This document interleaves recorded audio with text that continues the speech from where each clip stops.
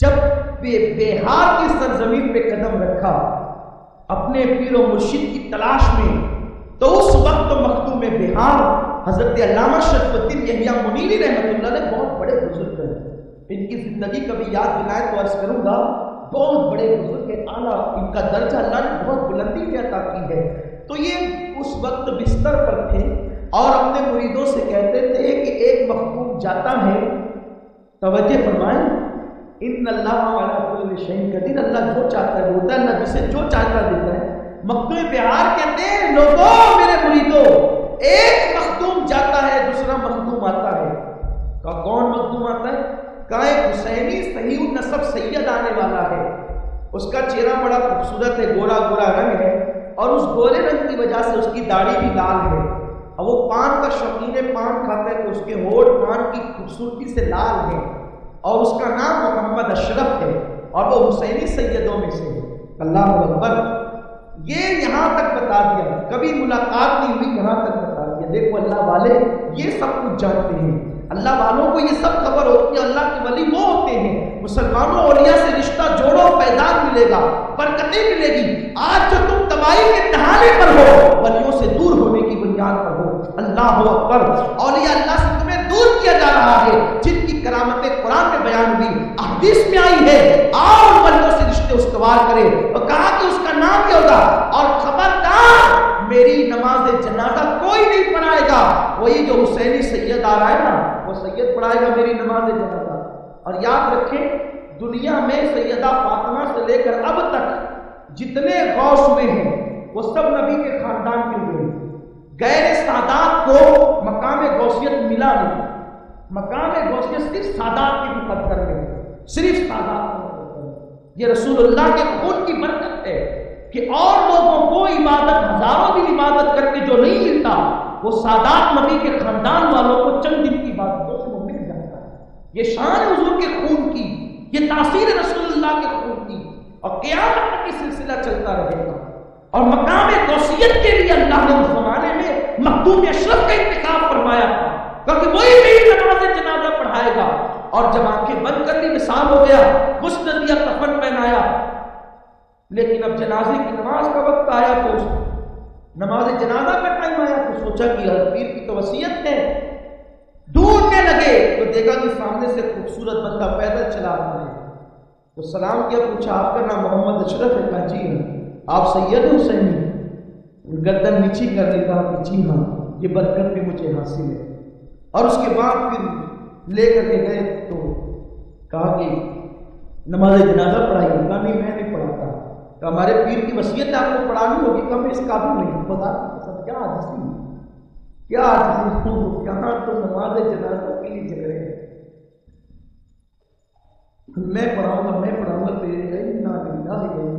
وہاں وصیت کر گئے، وہاں وصیت کر گئے کہ اسی کو پڑھا جس کے رتبے ہیں سوا، ان سے سوا لوگوں اپنی اصلاح کرو، اللہ کی طرف آؤ، مولا کو راضی کرو، اس کی طرف بڑھو. کچھ نہیں ہے دنیا کی جھنجٹ میں، کچھ نہیں ہے مال کی لالچ میں، کچھ نہیں ہے گناہوں کی لذت میں، کچھ نہیں ہے. خدا سے رشتہ جوڑو، وہاں ساری لذتیں ملیں گی. کہاں نہیں پڑھا کہ اس قابل اپنے آپ کو سمجھ کر نہیں. آپ کے لیے تو ہمارے پیر نے کہا آپ کو پڑھانا ہوگا، پڑھائیے، آپ بھی پڑھائیے. پھر آگے بڑھے، نماز پڑھائی، دفن کر دیے گئے. حضرت مخدوم بہار کو دفن کیا گیا.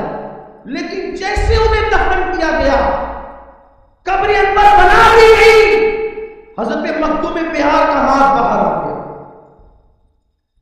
بھائیوں قبر اتنی گہری ہوتی ہے کہ اگر مردہ بڑھا بھی دے تو باہر نہیں آتا. لیکن یہ ولی کی شان ہے.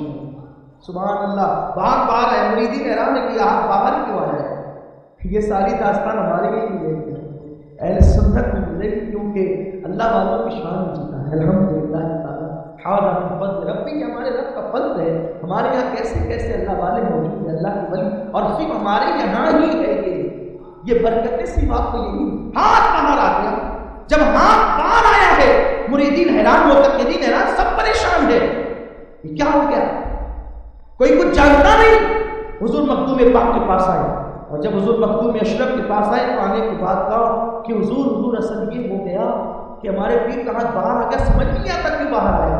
آپ نے آنکھیں بند کی، مراقبہ کیا، فرمایا کہ تمہارے پیر صاحب کہہ رہے ہیں کہ رجال الغیب سے ان کو کوئی ٹوپی یا تاج ملا تھا، اور انہوں نے وصیت کی تھی کہ بطور تبرک ان کے کفن میں رکھ دینا، تم ہمیں میں غم میں بھول گئے تو وہی تو تمہارے پیر مانگتے کہ ہماری امانت واپس دو۔ تو لوگوں نے کہا صحیح کہا آپ نے، وصیت تو تھی، ہم بھول گئے، زندے بھول گئے، قبر میں جانے والے کو یاد ہے۔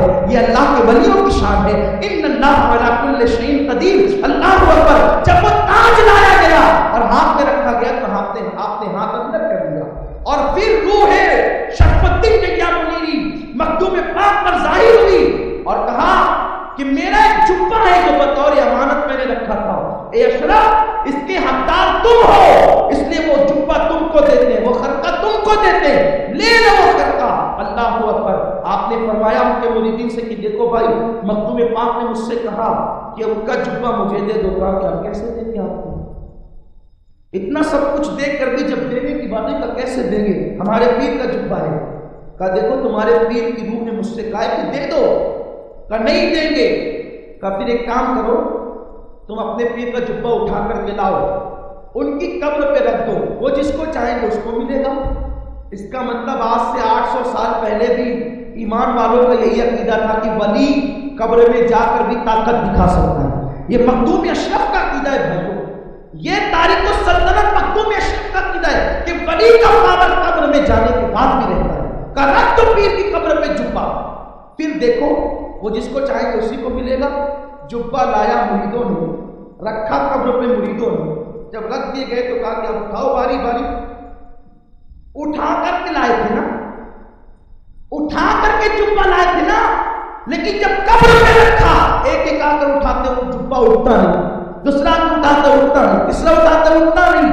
اس کے بعد آخری میں مخدوم پاک کی باری آئی، جیسے پھول اٹھایا جاتا ہے ویسے جبہ اٹھانے کا، آپ یقین آ گیا۔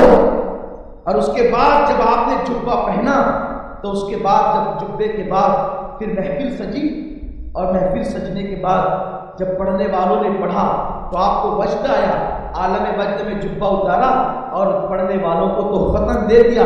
جب پڑھنے والوں کو دیا تو لوگوں نے کہا اتنا قیمتی جبہ، اتنی روحانیت والا جبہ، اور آپ نے اٹھا کر کے پڑھنے والوں کو دے دیا، اور میں جبے میں جو تھا وہ سب لے لیا ہے، اور جو کپڑا بچا تھا وہ واپس کر دیا۔ کپڑے کی کوئی خصوصیت نہیں ہوتی، وہ تو روحانیت کی خصوصیت ہوتی ہے، جو لینا تھا وہ مل گیا۔ یہ میرے مخدوم ہے، میں کیا عرض کروں۔ انشاءاللہ محفلیں سجتی رہے گی، باتیں عرض کی جاتی رہے گی۔ اللہ ان عطاؤں کے فیضان سے ہم سب کو منال فرمائے، ان کی برکتیں ہمیں نصیب فرمائے، اور دونوں جہان میں اللہ ان کی غلامی نصیب فرمائے۔